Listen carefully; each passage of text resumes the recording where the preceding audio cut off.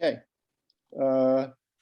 Good evening, everybody. I'm going to share my screen. I'm going to put the latest agenda on. It's a little bit different from what I sent this morning. So just give me a second here. This is it. That's not it. Nope. Hold on a second here. Oh. Okay. Can you guys see it? Yes. Yep. Okay. What's really changed is that the discussion on the thermal imaging survey, we're going to hold off till 7:30 because Scott Harrigan, the consultant and drone pilot, is going to join us at that point for about 15 minutes and give us an overview of the findings of the study. So he teaches a course and gets off at 7:20. So he said he'd be pretty prompt at 7:30. So we're going to do that. We also have, and I should have revised this too. We have two sets of minutes to review, and that's the April 13th meeting, and then we had a special meeting on May 11th, where we had to pass some. It was like a 5-minute meeting where we had to pass some resolutions. So. Did everybody get a chance to take a look at them? Is there any discussion? And if not, then we'll take a motion to, I think we can do it with one motion if people are comfortable with that, to approve both sets of minutes. Yeah, Eric, I got a question. This is Kevin from the town of North Hempstead. On the May 11th meeting, you have me approving the April 13th meeting. I remember that you made a motion. Let me, I can try to bring that up. Hold on a second here. No, I'm looking at the draft meeting minutes, so. Okay. And Is that on not the May correct? 11th, what? Is that not correct? No, it is, but we don't have to approve the April 13th meeting minutes now. Just the May, right? The May, oh, you mean at the May meeting, we approved the April 13th. Right. Oh, That's what I it's see what you're saying. saying. I see. Okay. So we really only have to approve the May. Yeah, you have me making a motion and Dan approving the April 13th meeting. So I think we just have to do May 11th. Okay, thank you for that clarification. Yeah. That's, yeah. All right, so then on the May 11th meeting, do we have a motion? Yeah, Dan Fucci, Nassau County. I'll make a motion to approve the May 11th meeting minutes. Is there a second? Second, Who's that? Elena Villafane. Okay. I assume that you can speak for the village. Any other discussion? All those in favor? Aye. Aye. Anybody Aye. opposed? Aye. All right, thank you, everybody. Okay, that brings us to the administrative matters, and the first item is the executive director search. Kevin, do you want to fill us in on the latest? Sure. Well, the search has gone on for a long time. It's taken a lot of twists and turns. There were a lot of, I don't know exactly what Eric had told you at last meeting, but surmise it's not been an easy process. We have two good candidates right now. The committee wanted additional candidates, so we opened the search further. And I'm waiting to hear back from two more candidates, whether they want to be interviewed. This process basically started in December, January, and because of the kind of things we had to weed through, people not interested, people not qualified, when we listed it on Indeed, it's basically gone a long way. So anyway, right now we have two qualified candidates. We're looking for two additional candidates or whoever wants to interview. From there, we're going to check writing samples and check references, bring them in for a second meeting, and decide what we're going to do from there. Eric has been nice enough to say he's going to stay on to finish the process, but like everybody who wants to retire, they want to do it as soon as they can. So we'll try to get through this process as soon as we can. But we do have two candidates right now. The trouble is, it's a part-time position. So you have to be uniquely qualified to either have a job already, and the two candidates we have right now are looking really for a full-time job. So that's some of the difficulty in trying to fill the position. That's all I have. Just to point out, we did get 7 candidates submit resumes and applications, so not all of them panned out or withdrew because of other situations. So hopefully we wanted to get at least 3 candidates to choose from, and then assuming that the search committee does come up with a recommendation, then before September, then I think we're going to need to hold a special meeting in order to make that decision, because this is our last meeting until September. So if we don't do that, then everything we put off till September, and maybe by that point the candidates don't want to wait that long. So stay tuned, watch your emails over the summer, because the committee may want to make a recommendation, and have the committee make a decision on who will take over. But in the meantime, I will stay as long as necessary. I think it's important to make sure we have a good candidate, and that there's time for me to bring the candidate up to speed. So we'll see. I mean, I put 19 years of my life into this. I don't want to see, the committee, fall apart or lose ground. So we'll take it from there.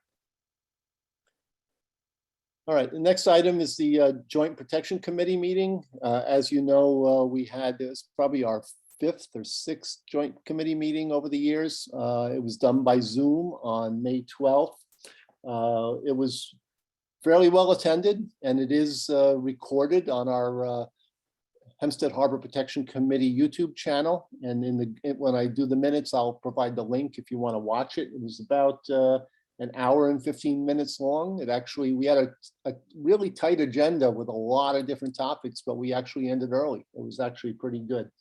The highlight really was having Assemblyman Steve Engelbright, who heads the Assembly Environmental Committee, speak about the upcoming Environmental Bond Act that we'll all be voting on in November, and also on state funding for clean water initiatives. And I should point out, he stayed for the entire meeting. Usually elected officials, they give their presentation and they've got other things to do, but he stayed, which is great. The other topics that we discussed were, well, what was the most important issues facing each of the protection committees. We talked about aquaculture, the Beacon Wind Project, Nassau and Suffolk's septic grant programs, Suffolk's subwatershed plan, the Nassau 9-element plan, and an overview of the new draft MS4 permit. So I think everybody enjoyed it, and we're looking forward to doing others in the future. I don't know if anybody here attended and wants to make comments. But if not, then we'll move on to the Shellfish seeding grant. As you know, Tom Swazi had $300,000 put in the federal budget for a shellfish seeding grant that we will administer on behalf of the North Shore Bays.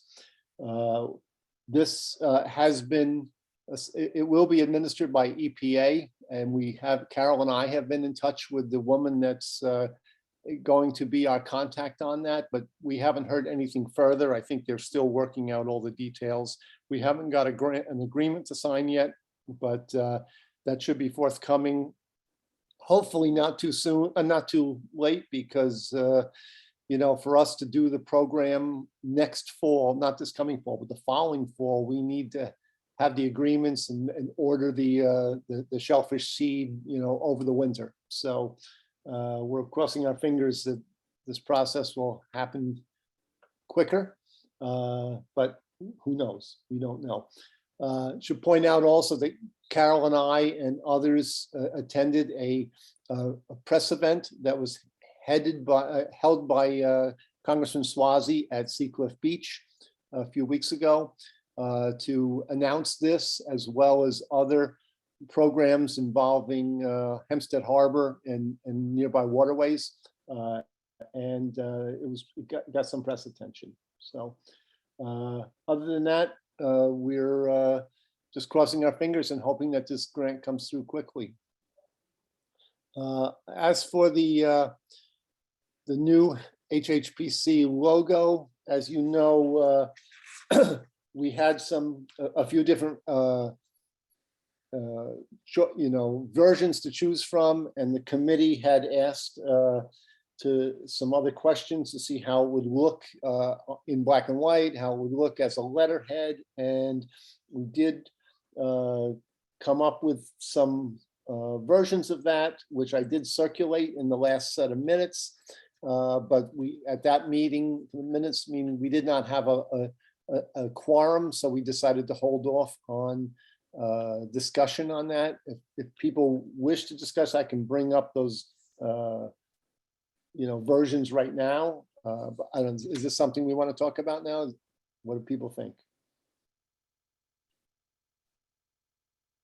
Hold off, Eric. It's fine. You can hold off now. Okay. Yeah, I think it's probably best. All right. In terms of the agreement between the Coalition to Save Hempstead Harbor and the village for our monitoring program, that agreement since the last meeting was prepared, sent to the village. My understanding as of about a week ago was that this was going to be on the next Board of Trustees meeting for approval. And once that's approved, then both the village and the coalition can sign the agreement, and the coalition can send the first claim in to be reimbursed for some of the expenses they've already had. I'm not sure when that Board of Trustees meeting is to be held or has been held. Maybe Elena, can you fill us in? It's this coming Monday, June 6th. Okay. So once that's done, assuming the village approves it, then Carol, I guess you go to Village Hall and sign it, and you can send me the first claim. Okay.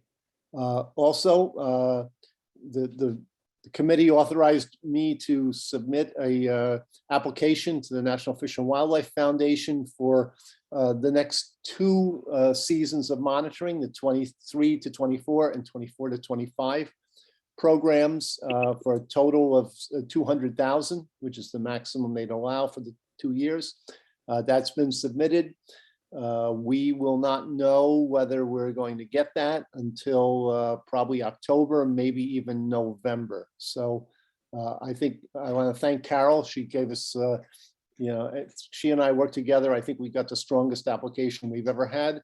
And I don't see why they would turn us down. We had some really good letters of recommendation from DEC, from the Long Island Regional Planning Council, from SUNY Stony Brook, SOMAS, from the County Health Department, from legislator Dirigi Witten. We basically, had everybody that we could in best positions to give us letters of recommendation. So again, we're crossing our fingers on that as well. In terms of the member dues for this year, we've received about half of them.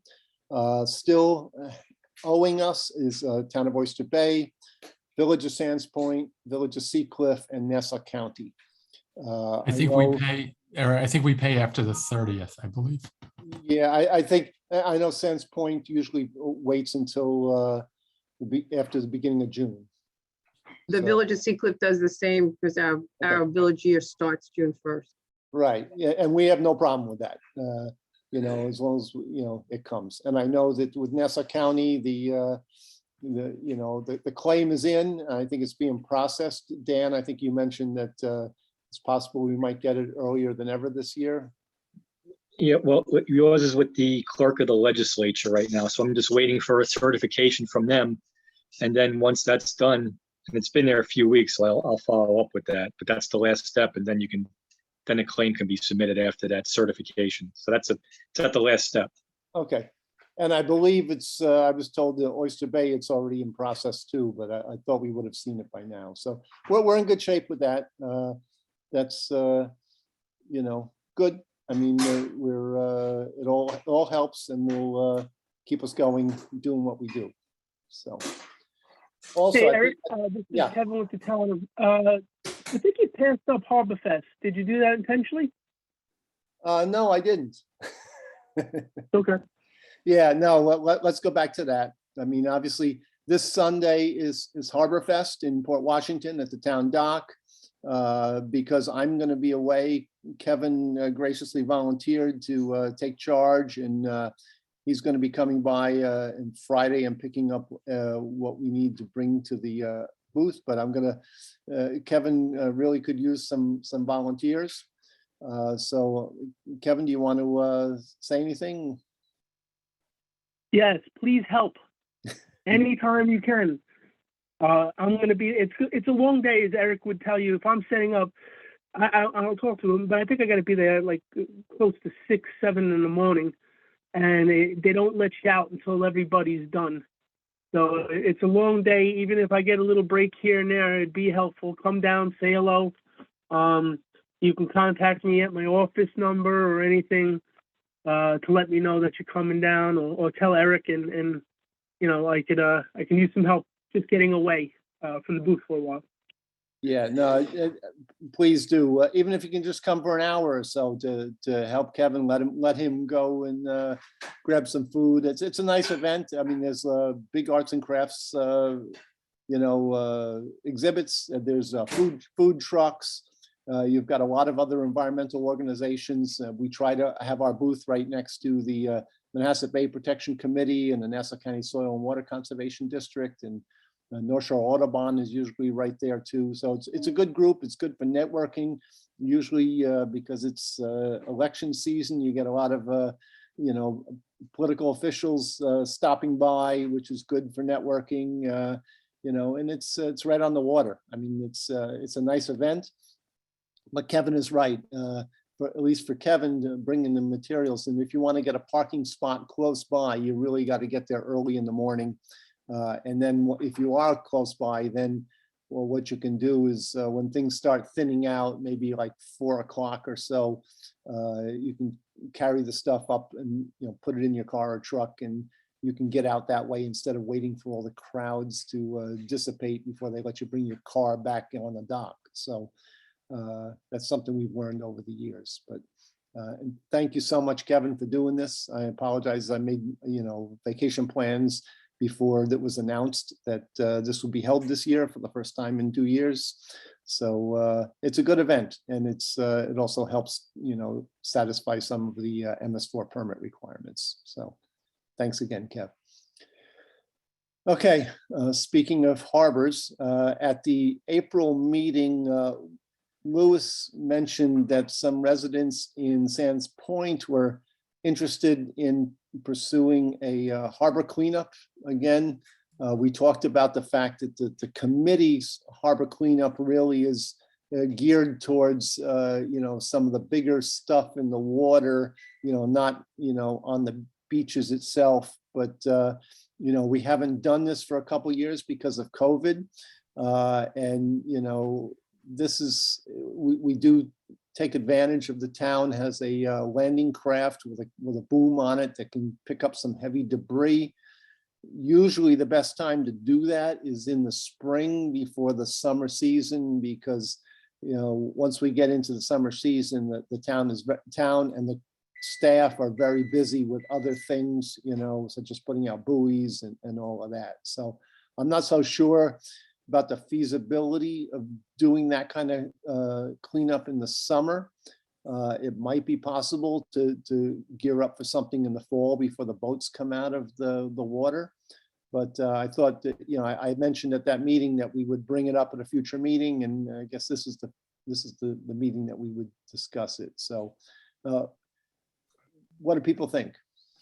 There's certainly a lot of big debris that exceeded, any kind of like neighbors going down with plastic bags, a lot of wood pilings. And Kevin, who mentioned it? Somebody mentioned to me that they were seeing, Tom, that you were seeing the same kind of thing, like just giant pieces of dock. And it was, well, what I was remarking on, and I saw it the other day at Bayville, at the one at the west end, there's pieces of firewood like they were cut short pieces of wood, and then they were kind of weathered and they were all over the place.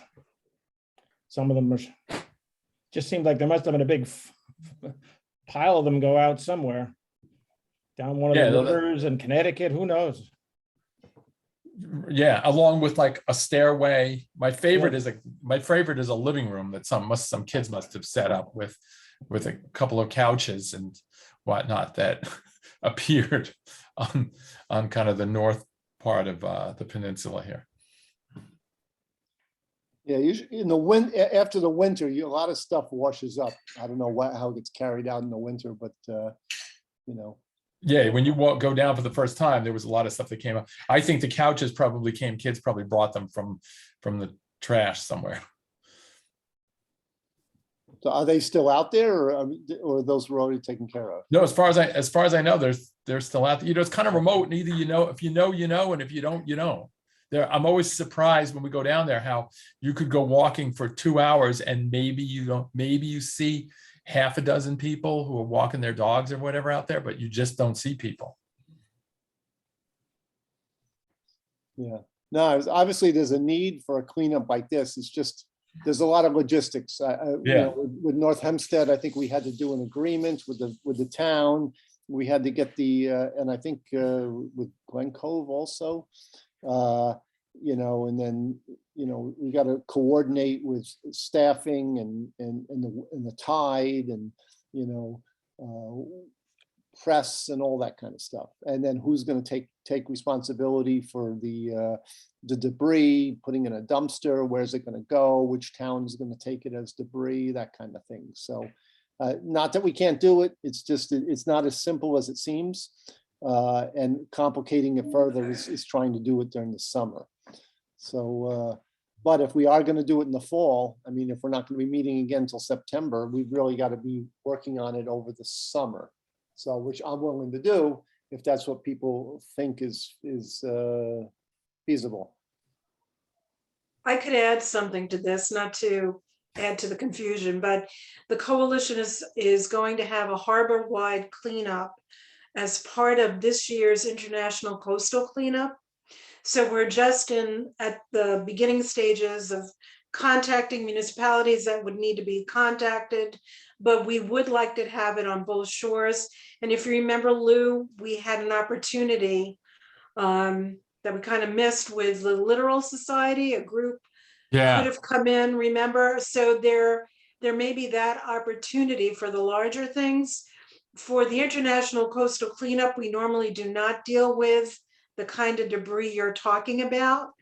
But of course, any way that we could help, we've always been, you know, so enthusiastic about anything the municipalities do for that larger stuff, including old boats, you know, some of which are still showing in the lower harbor. So, you know, we would certainly love to see that. And I think the first step, which we did the last time, was try to identify what those pieces were around the harbor.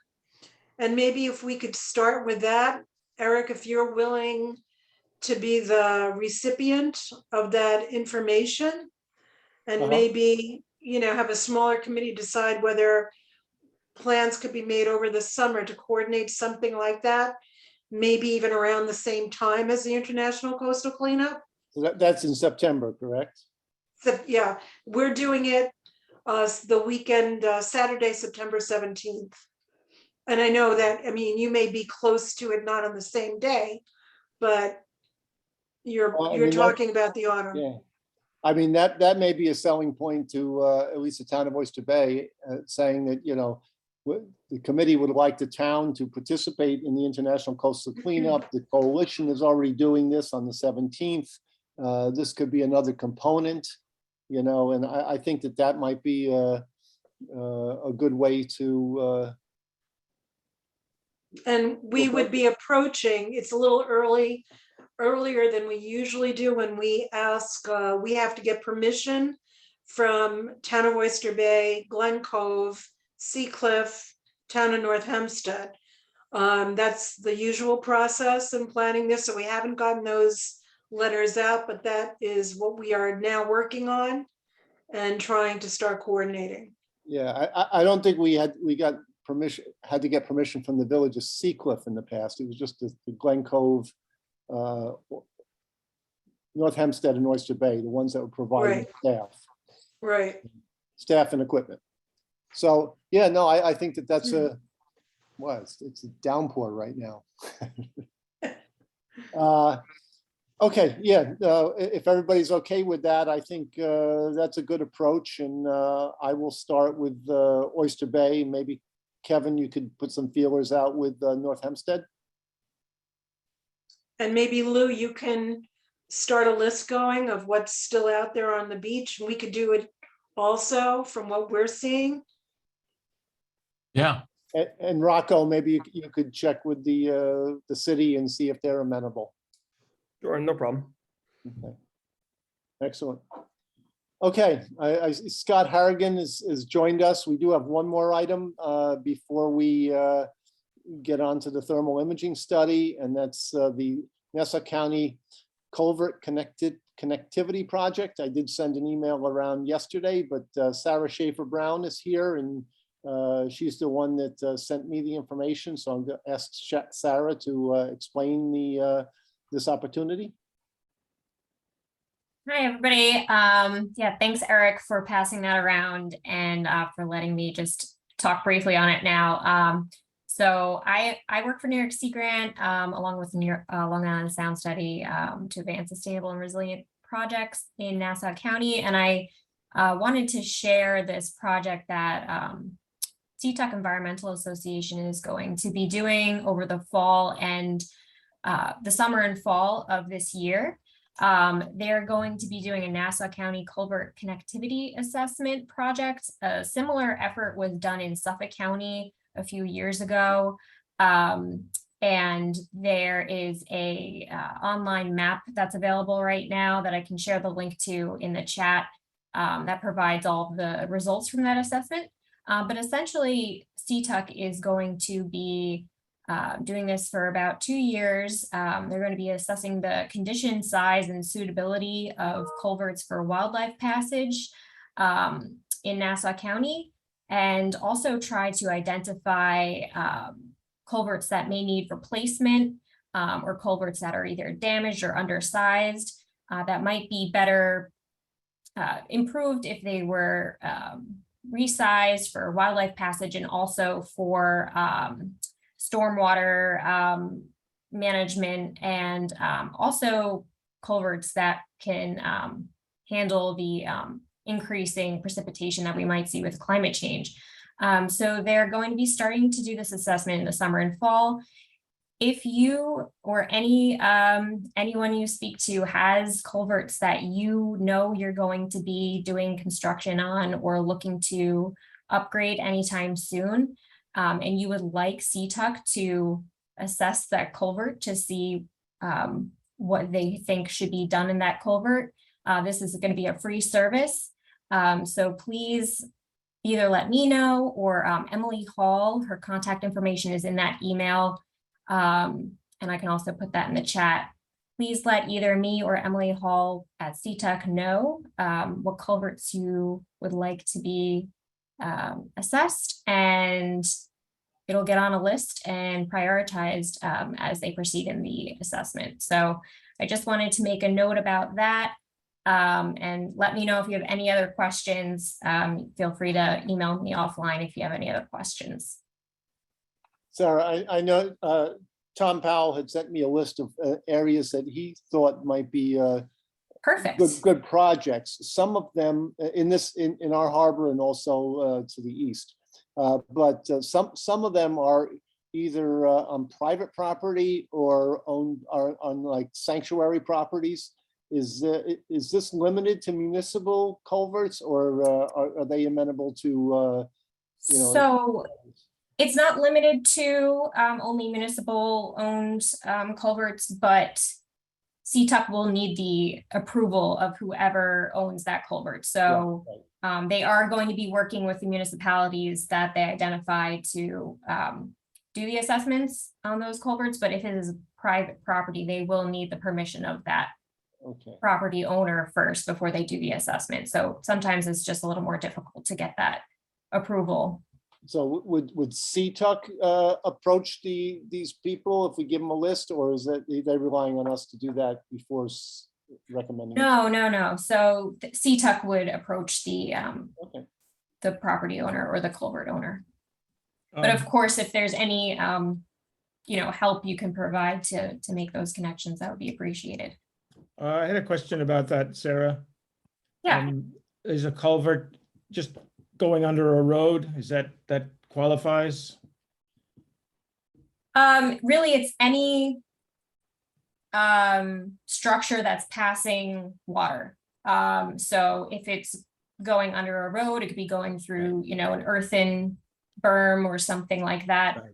Really, anything that's passing tidal or freshwater flow.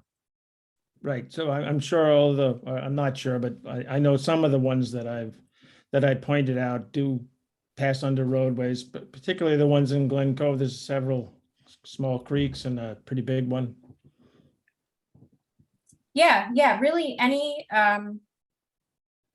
place where a stream is crossing any sort of impediment that might prevent wildlife or restrict the flow of that tidal or freshwater body of water, that would be something that CTUC would like to look at, just to see if there is potential to improve the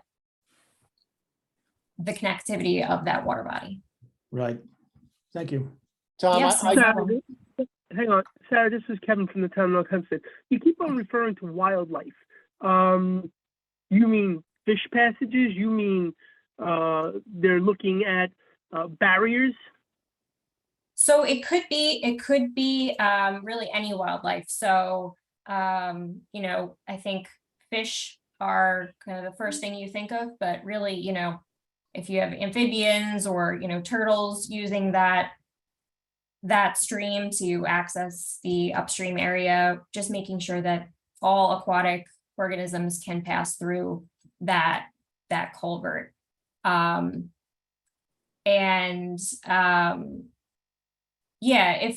If sometimes it doesn't have to be a very obvious barrier, but sometimes I know that there's been a few instances when they did the assessment in Suffolk. There's a culvert emptying out into more of a tidal bay, and when the tide goes out, there's a huge gap between where the water level is and where that culvert then meets the water, so that organisms can't access that culvert. So it's kind of barriers like that may not be completely obvious, but are providing some sort of restriction to the connectivity of that stream. Okay, and you said this was free for municipalities. Mhm. I know nothing's free, so I'm curious on who's paying for it. So I believe it's, I don't know all the details, honestly, on the funding, but I know that there is no charge to get your culvert assessed. It's just really your cooperation, and you will probably need to provide some information to make sure that they're assessing the right location, and if there needs to be approvals by municipality or a property owner, just trying to help facilitate those approvals. And of course, before all this information is shared on that map that I put in the chat, anybody who is involved in the process will be able to, review all the information that was collected and analyzed. I did see that CTUC recently put in a specially designed culvert, very small, but for turtles to cross under a road instead of over the road, which I thought was, it didn't look like it was that expensive to do. It looked like a nice project. Yeah. So, there's just little things that can be done sometimes to improve wildlife access. And also, we were thinking about just having that culvert. If you're already going to maybe do an upgrade to a culvert or construction on a road, having that additional information at your fingertips to be able to make the right decision about what to do is useful. And yet, Kevin, if you have further questions about funding and everything like that, I can see if I can get that information from Emily. That's fine. She also contacted me. I'll follow up with you. Oh, good. Okay. And Tom, I have not shared your list with anybody yet, but since some of it is in the city of Glen Cove, I think I'll send it around to the committee, maybe attached to these minutes. So that something like Rocco, you can take a look at it and see if that's something that the city might be interested in those spots. So, Yep, I know CDA is looking at it currently. oh, good. Excellent. Mhm. All right. Well, thank you, Sarah. And we'll be back in touch with you. So Scott, are you on? Yep, I'm here. Okay. As you guys know, at our March 16th meeting, we approved hiring of Harkin Aerial and Walden Associates for $2,700 to conduct and analyze aerial thermal imaging of an area of the powerhouse drain sub-watershed. And that was done. Flights were done on, I think it was April 11th and 12th, both early morning and at night, so that the sun didn't, negatively affect the thermal imaging. And we did get a final draft report last week. And Scott is here to discuss that. Scott, do you want me to bring the report up on my screen, or? If you can let me share, I've got the report here if you want, that way I can do that. Let me hold on a second here. I can save you on some scrolling. Okay, Scott. All right, I'm going to make you a co-host, and you are now free to share, and I'll stop my share. Perfect. Okay, so can everyone see my screen there? See the PDF here? Okay, good. All right, great. So as Eric had said, we completed imaging of the target area here of the, let me bring us down to the map here. The study area that was commissioned to take a look at potential illicit discharge. As a quick recap, and as I understand it, we had some pretty heightened levels of bacteria measured both at the outlet, at the outfall, at the end of Glenwood Road, but specifically where the creek ends, which is right between Kissam Lane and Glenwood Road here. So both the heightened bacteria levels at the end of the outfall as well as right at the creek was the impetus for this study. So we operated this thermal drone in about 5:30 a.m. on April 11th, and then in the evening, a little after, I believe about 9 p.m. on the 12th. And as Eric had said, the reason why we go for these areas is we're looking at heat signatures, specifically any kind of illicit discharge that's going to be coming from a man-made source is usually going to have a higher heat signature associated with it. But that heat signature pales in comparison to what the sun does to the ground and asphalt and any areas that we're looking at. So we really need to do this stuff right before sunrise and right after sunset to get the best results.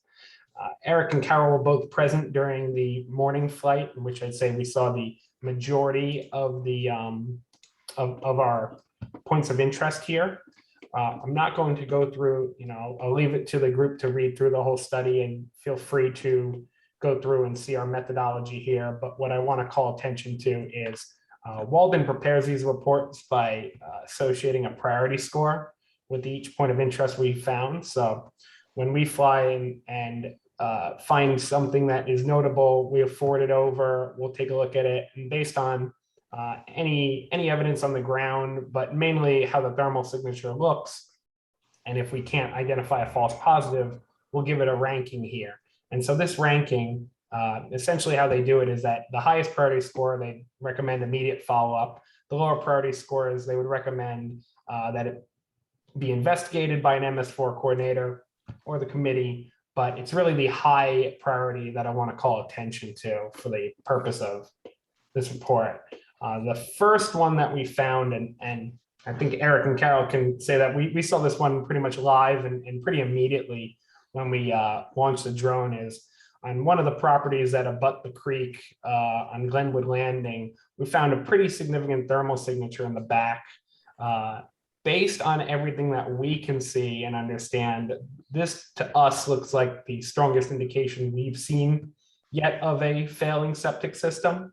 The thermal imagery isn't enough to confirm this, but the telltale sign, and just to zoom in here, what we're looking at is we're looking at a thermal image. In this case, the drone is facing eastward, right as we enter into the creek. This warmer spot is the creek itself. So the creek is always going to show up as warmer regardless, just because it's water.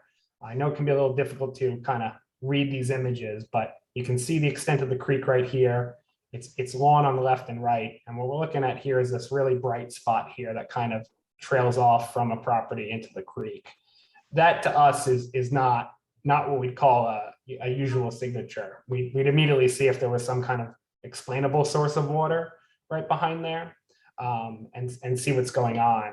And what we were able to do is we were also able to fly a little early enough that we were able to get a good thermal image, but late enough that we got a visual image on this. And I'm just going to scroll down a bit and call attention to that there. We have an appendix of the report where we attach both the full resolution images as well as their visual counterparts if we have. And so an example here is a picture-in-picture of the thermal, but a little tough to see on my screen maybe, but we also see some unusually green grass leading right to the creek here. And it's usually a pretty good indication of a septic leak due to the higher nitrogen levels. We can't prove it or say 100% that's the case just from thermal, even from visual, but just looking at it, we think this is, again, this is, in my experience doing drone thermal imaging, this is the strongest evidence I've seen of a septic failure. So we're very interested to see what we can do as far as follow-up here. The long story short is, I know there's a private property, but access and reaching out to this individual and this property is something we definitely recommend, because first of all, on my side, we definitely want to get some ground photos and get some imagery of what this looks like, confirm it's septic, but also just be able to correlate what the thermal signature is seeing. And secondly, I think that's later on your list there, Eric, but I assume, I'm not sure if you can assign priority to people, but it seems like this property would be a good candidate for the septic program if it is indeed a septic issue. That's the main item we saw in the report here. I want to just call out one other area that we had on the higher priority list. This one to me is a little bit more of a question mark than what we saw, but the other area that was flagged as a 5 here was a property that was actually south of Glenwood Road. And while we didn't have a discharge found directly to a drain, we did see a large thermal signature kind of coming from the side of the property, going down the lawn, kind of extending outwards. And Eric, as you recall, this is kind of where we had that detergent smell that we sort of identified as we walked past. I can't perfectly correlate that, but this is a large enough thermal signature going down the side. And again, on the visual image, we see, grass that's, I'd say, greener than the rest in that area. Again, being a private property, it's difficult to make a conclusion without access there. It was really, I spoke to Walden, and my understanding is it was the size of the signature. It was the fact that we had green grass when we flipped over to the visual, and it was just kind of the general shape and the general pattern of the signature that they rated it so high compared to the other one. I would say this one is, again, less of a easily explainable answer there. But the other thing that was difficult is, there's considerable tree cover over here. So it's not like we can identify right from a visual what's going on. But those are the two I think are worth bringing up in the time we have here. I definitely wanted to open up the floor to any questions about what these look like, any follow-up. And I also want to add that these images are all of the images from the study I can provide, Eric, I can provide to the committee through a Google Drive link. Paid for the study, feel you should have access to all the original imagery if you'd like to take a look, but everything in here are reports that we considered significant. One other one I just want to add is a little more farther east of the creek. We saw another heightened thermal signature close to it. It's not in a position where we feel this is septic related, but it's the same kind of signature where we're seeing some pretty green grass in that area. It's possible this is just the creek kind of, you just have a divot and the creek enters this area and it's actually water flow from the creek outwards. It's not as conclusive as that first one I showed you, but it's in the same area. And so that was also flagged as higher on the priority list for follow-up. So Scott, what you probably don't know is there's been some follow-up. The coalition was involved with Nassau County and then later with Town of Oyster Bay in some really extensive testing that we had never done before. Dan was with us all the way trying to lift manhole covers, and we'd always go to the next one depending on what the results were. But we also had an opportunity to meet some of the neighbors in that area. And the last thing that happened, and I guess that must have been first week of May, maybe, we gathered all the addresses of the people who live in Glenwood Landing, off of Glenwood Road, near the creek, and Betty Lane, because that's, as you know, the area that we pretty much had targeted. Right. And we sent a letter telling them that we had been in the area. We think that we certainly had high visibility with the number of trips we made. They saw us, opening the manholes, looking down them, putting poles in, sampling jars. So we sent them kind of a letter with photographs of the testing that was going on.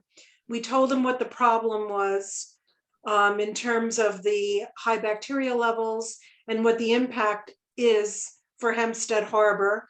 We also gave them a list of things that they could do to help protect Hempstead Harbor, and the usual list of, what not to do, as far as illicit discharges, just saying don't discharge from any appliance off property, and then some, the usual recommendations. But we were also able to send the flyer for the Nassau County Septic program. Told them, we promoted it, told them that, this is the opportunity. If you think you're having a septic problem, get, a reliable contractor in, and also contact the county. So we sent the flyer with that as well. And I was looking back, Dan's familiar, and Eric is familiar with the stations that we had identified for sampling, and some of them matched up with some of these properties that we had suspected. And we do know that within Glenwood Landing, I think the total now were 5 residents have signed up for the septic grant program. So, Great. but I think that I know that another letter is going out about the septic grant program, may have just been sent out, but definitely there should be follow-up with property owners.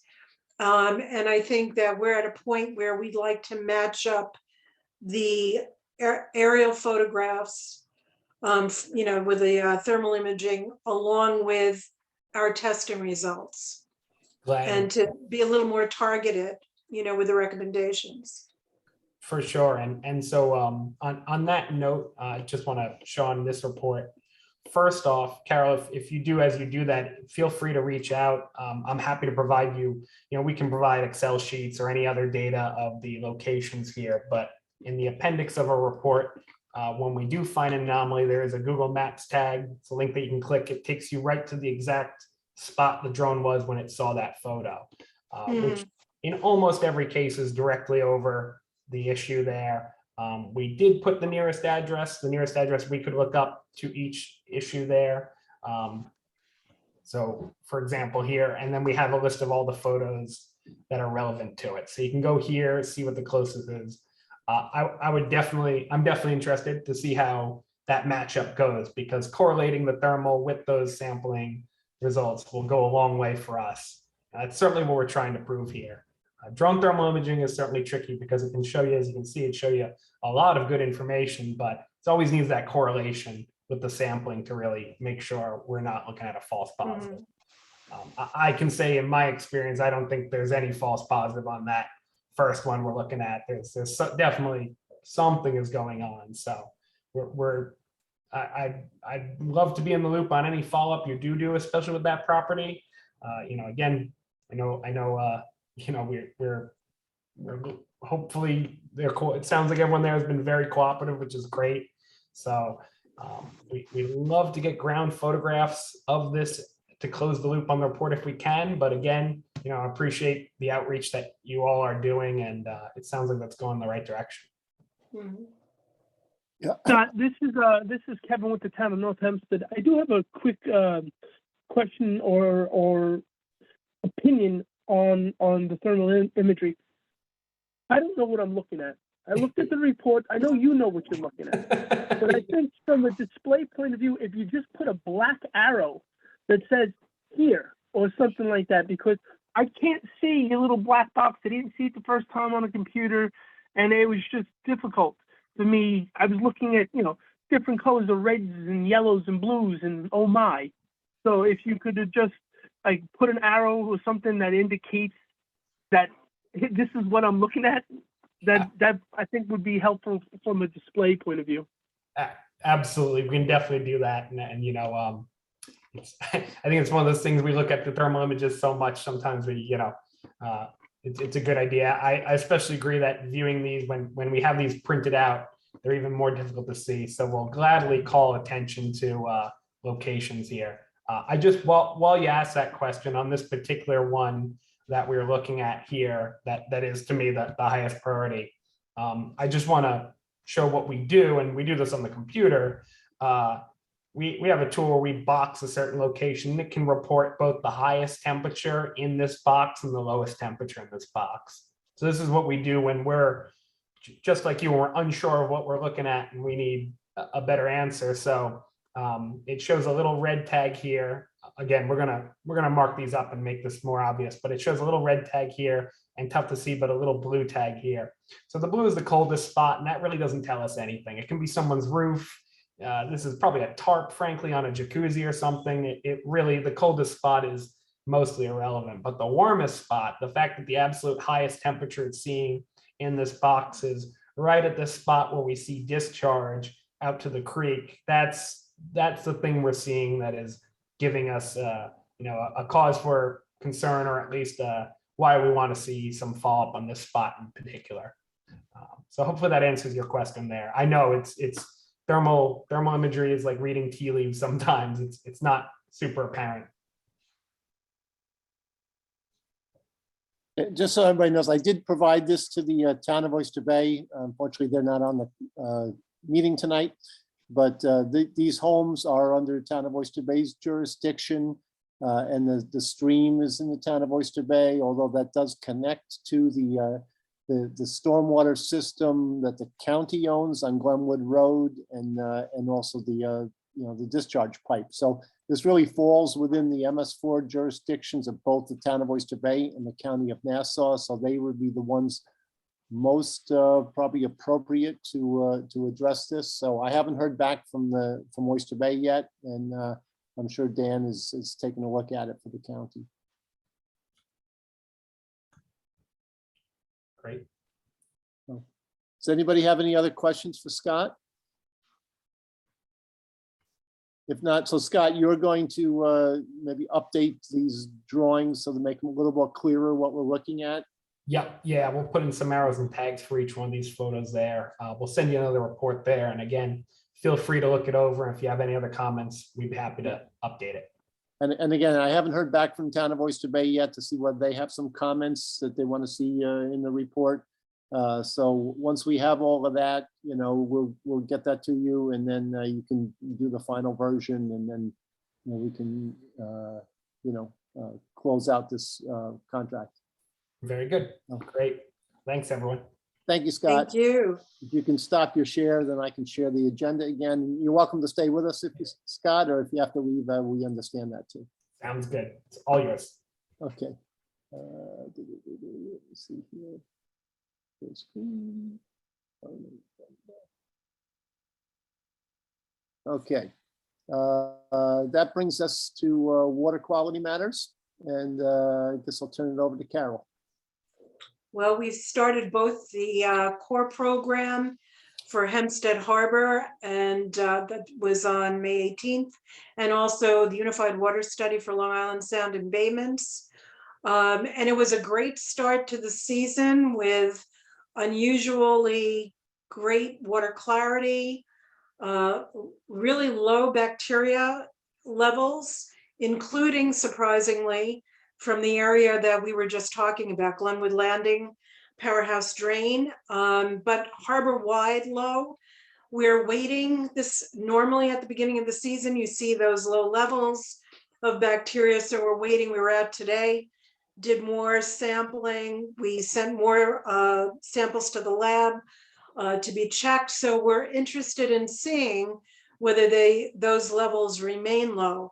Anybody who's been out on the harbor over the last couple of days with the heat, notice that we have a heck of an algal bloom going on. It's a rust bloom.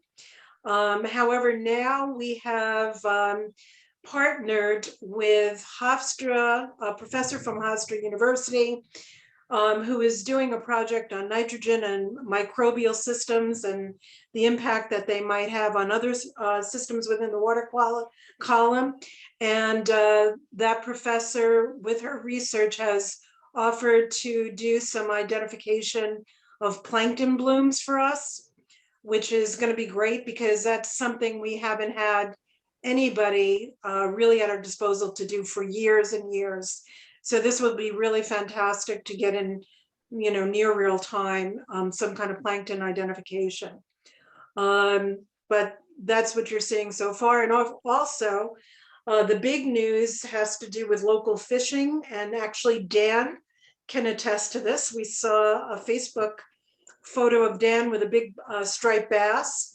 And supposedly this has been one of the best fishing seasons so far, with everybody catching unbelievable, really striped basses of all sizes, both in the harbor and around Long Island Sound, but also an abundance of other fish in the harbor. Bunker are still deep down, not so much, showing at the surface yet, but are in. So things are looking good in terms of that, and other marine life around the harbor. And just so you also know, apart from the water monitoring programs, the coalition has applied for a permit to do an oyster gardening program for Hempstead Harbor that would include 3 sites. So we submitted the permit, the narrative, got all the permissions. Thank you to Glen Cove Seacliff, Town of Oyster Bay, for the letters that we needed to go forward with the permit application. And hopefully we'll hear soon, and we'll keep everybody posted on details. And that's about it. Great, thank you, Carol. A lot of good You're welcome. information there. On the Scudder's Pond weir replacement, as you know, money, Delia DeRiggi-Witten, our county legislator, was able to get money in the capital budget for replacement weir, but I have not heard anything since then. I don't know if Elena, have you heard anything? Elena, are you still on? Maybe she's left. I have not heard Oh. anything. Okay. All right. Maybe I'll contact Delia and see what's happening. I have been having conversations with her as well, so I will bring it up. Okay. All right. We will see what happened. On the 9-element plan, Dan, I know there's a meeting coming up. Yes, Eric, we're having a meeting on June 7th, which is Tuesday, to have the stakeholders look over the draft final report of the 9-element plan. which was already disseminated to the stakeholders a couple of weeks ago. So, Dr. Goldberg from SUNY at Stony Brook, the Center for Marine and Atmospheric Sciences, will be presenting the 9-element plan to everybody and going over the different components of the plan. And at that meeting, we'll certainly be able to entertain any questions or comments. And again, as a reminder for those stakeholders, I think comments were due no later than June 10th, if I recall correctly on the email. And of course, any comments before that would be fine as well. So we are looking forward to wrapping this program up in the next few weeks. And I think the timeline is to have by the end of June an official 9-element plan for Nassau County in place and accepted by New York State DEC. This document ultimately needs final approval from DEC to be accepted. So hopefully by June 30th or the 31st, that'll be done. All right, thank you, Dan. And then finally, on water quality matters, the Nassau County Septic Grant Program. I mean, Carol alluded to it before. The last I heard, there were 5 homeowners in Glenwood Landing that have applied. As you know, under this program, the county has money both from the state and the federal government to apply to fund up to 200 alternative septic systems at up to $20,000 per grant. The Soil and Water Conservation District, which is administering it, has now received over 200 applications. However, some of them have not moved. Some of them applied a year ago. The program started last May, almost exactly a year ago. And some of them applied in the beginning, but have not moved forward. And the county district has tried to contact them a couple times and has not been successful with about 30, 35 of them. So they will most likely be dropped from the program and invited to apply in the future if they so wish, which would open up those slots for an additional 30, 35 applicants. We are hopeful that we will get some more money, both from the state and the county this year, to continue the program. It's really taken off. The last administrative pieces are finally together, and that's all the administration that's necessary to actually pay out the funds, to receive them from the State Environmental Facilities Corp, and then for the county controller to pay them out to, in the case of assignment of payment to the installers and to those who pay up front to reimburse the homeowners. And that has been done. I think the first 9 payments are going out this week. So the whole process is finally in place. And I think that we're ready to really move forward a lot faster than we have in the past. Unfortunately, this program, both here and in Suffolk County, has been so successful that, and because of supply chain issues, that some of the IA septic systems are not able to get them in as fast as they want to be installed, especially for Fuji, which is the most popular unit right now. I think there's like 5 being installed in Nassau County next week. Apparently that's in the process of being worked out, but right now that's slowing it down because the installers can't get enough of the units fast enough. So, but I guess that's a good thing that people are still pursuing these grants and wanting to put them in. So I guess stay tuned. This all helps. Every bit helps, and we're hoping to get some more money. I also understand that one of the issues that came up with this is the fact that the IRS does consider the amount of grant as taxable income, even if it's paid directly to the installer and the homeowner does not even see the money. Congressman Swazi had introduced a bill that was in the Build Back Better bill that would eliminate the need for the taxation on that. Obviously, that Build Back Better bill has been stalled in Congress, and we're not sure when and if that'll pass. But Just this week, Senator Schumer was scheduled to have a press conference to introduce his efforts to eliminate that tax. That at the last minute had to be canceled. There is no new date for that press conference, but I think that's imminent. And the Long Island Sound Study Citizens Advisory Committee is working with a number of congressional legislators, trying to get meetings together to get the right people pushing to eliminate the tax on that grant. But even with the tax, the $20,000 grant, it still comes out cheaper than if a homeowner wanted to put in a conventional system, but they really should not be taxed. So stay tuned on that and we'll let you know. Bringing us to the Nassau County Soil and Water Conservation District, there's not too much else to report.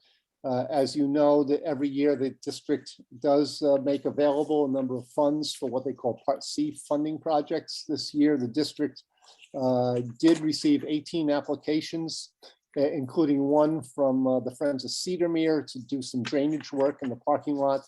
That was one of those that was not funded, but the Friends of Cedarmere is working on some other alternatives to try to find the funds to do that project. So other than that, not much else to report on the Conservation District, but in terms of Friends of Cedarmere, I don't know, Tom, do you have anything else you want to add?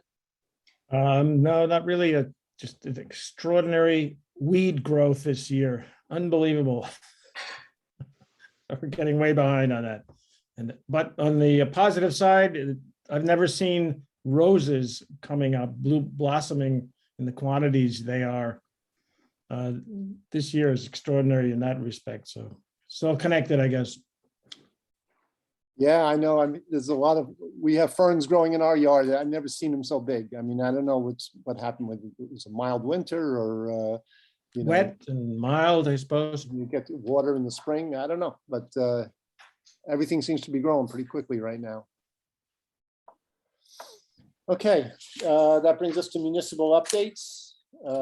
Kevin, you want to start?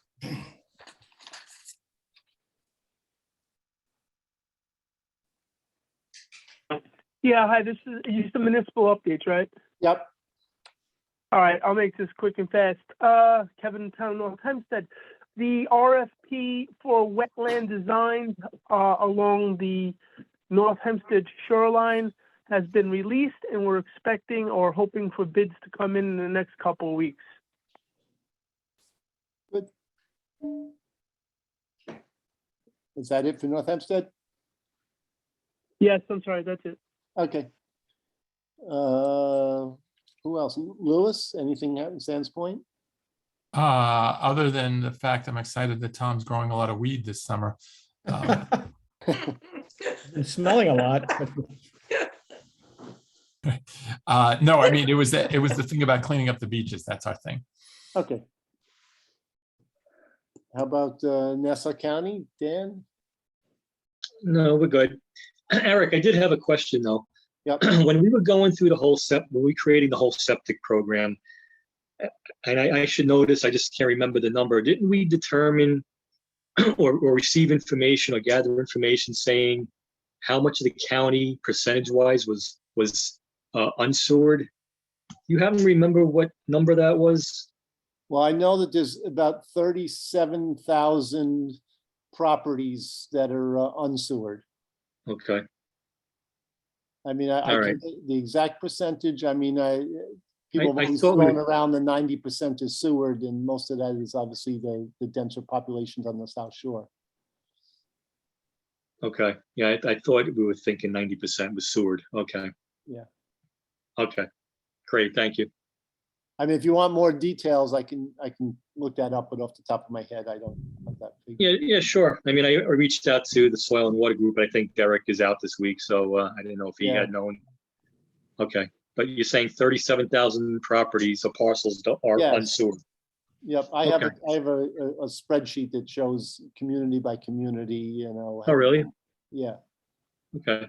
I can send that to you. If it's not too much of a trouble, yeah, if you can email it to me tomorrow or something. Okay. All right, great. Thank you. No problem. Okay, how about Glen Cove, Rocco? We don't have much, just Crescent Beach. We were waiting to go out to RFP for the culvert. And we're actually waiting on the Army Corps of Engineers for their permit, so we can go at the RFP, but that's about it. Okay, Okay, that just reminds me, this is Nassau County again. The county's commissioner's office and the county exec's office did agree to fund some of those components of the Crescent Beach work. We're going to fund some of the landscaping work, beach replenishment work, as well as the culvert, the hydro modification with the culvert to improve flows. I believe it was over 200,000 that the county will contribute to getting those practices installed. And Rocco, I'm just waiting for a resolution to be prepared by our attorney, and that resolution would then go in a package to the legislature. So I'm just working on that resolution with the attorney. Okay, thank Again, you you. said it's for beach replenishment, culvert, and I think there was something Yeah, else. yeah, hydro modification. I guess they're doing a culvert modification, which would improve the flow in that area. Landscaping and the beach replenishment, sand, beach nourishment. Excellent. Good intermunicipal cooperation here. Yep. Dan's the best. Okay. Who else do we have? Seacliff. Mayor, do you have anything to report? Seacliff is working on several grants for culvert assessments, so I consider it incredibly fortuitous that I was on this call with Sarah this evening. And so I'm going to have a call with her on Friday to see if we can coordinate the efforts that the village is undertaking with the program Sarah spoke of. That sounds great. I had a question, Elena. I noticed in the paper there's something coming up to regulate leaf blowers. Yes, And it's already been passed, and it came, today was the first day of the ban on 2-cycle gas-powered leaf blowers for essentially the summer season, Memorial Day through Labor Day. Oh, wow. Yeah, that's great. Glad to hear that. If you could tell other people that, Tom, I'd be really appreciative. Is that just gas leaf blowers, or what about the battery powered? There's limitations on the use of the electric as well. Okay. So the ban is primarily on the 2-cycle ones, two-stroke, It's directed at the gas-powered 2-cycle. which basically each one of those uses more than an 18-wheeler. And between that and the noise pollution, it really was something very easy for the board to adopt. Unfortunately, now that the law is coming into use, we're getting pushback, as you could imagine. Okay. But there are many people that are incredibly happy. We're surrounded by them almost every day because we're tight. It's gotten a lot quieter. Great. Well, I don't think any other municipal representatives are on the call to give updates. Did I miss anybody? Not for municipal, but I can give a bit of an update for the Coalition to Save Hempstead Harbor. Okay. One, we have a Summerfest scheduled for September 20th, June 20th coming up. September is the International Coastal Cleanup, September 17th, as I had mentioned.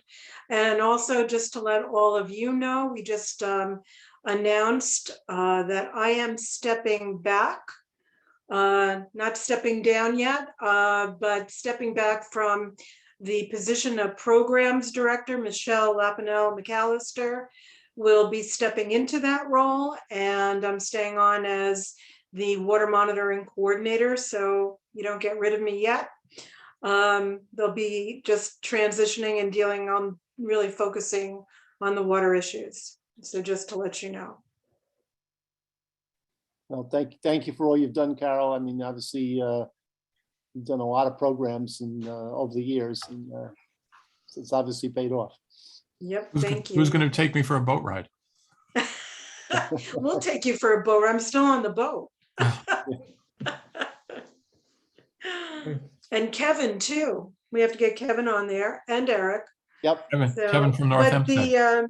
the invitation stands for any protection committee member to join us. So you really get a firsthand, experience about what the water monitoring program is all about, that all of your municipalities have been contributing toward through the funding that we're able to get together from Long Island Sound, and have been really so successful. I don't know of any other program that has had the success that we have with getting Futures Fund grants to support it. So it's a good thing.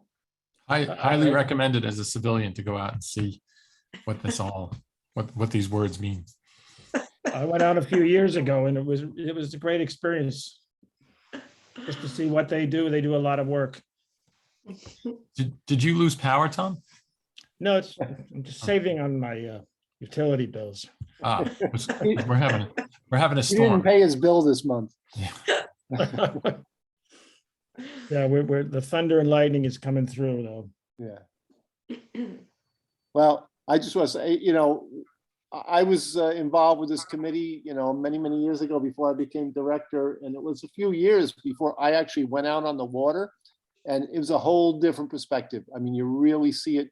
You can't really understand and appreciate it until you're out in the water. So I would encourage anybody that can, please do. And you can see what Carol does. It's not as easy as you think. So thank you for that invitation. I also just wanted to remind everybody, I'm sure you all know, but today was the day that the annual MS4 permits were due to DEC. I hope you all got those in. So, anybody have any other business? If not, we'll take a motion to adjourn. Nobody wants to adjourn? I'll make the motion to adjourn. Okay. I'll second. Okay, all in favor, aye. Aye. All right. Thank you. Again, this is recorded and I will send the link with the minutes, and thank you, everybody. And this was a fairly quick meeting, an hour and 20 minutes. I think we got a lot accomplished. So stay tuned again to see if we have a special meeting over the summer. If not, enjoy your summer and we'll see you in September. See you in September. Okay, Thank you. guys. Thanks, everybody. Not sooner. Bye, everybody. Have a good Bye. evening. Evening.